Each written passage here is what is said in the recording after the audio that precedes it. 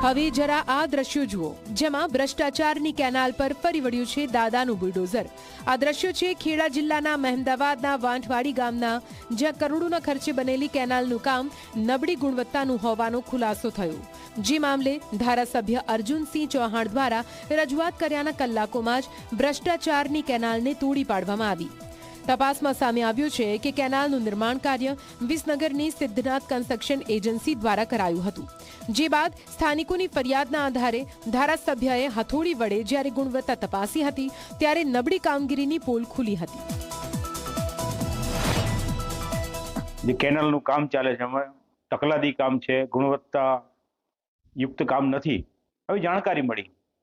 ચૂંટણી પૂરી થતાં મારી ટીમ સાથે, અધિકારી સાથે, કોન્ટ્રાક્ટર સાથે અમારે જવાનું થયું અને આશ્ચર્યની વચ્ચે એકદમ હલકી ગુણવત્તાવાળું મટીરિયલ અને કામ જોવા મળ્યું।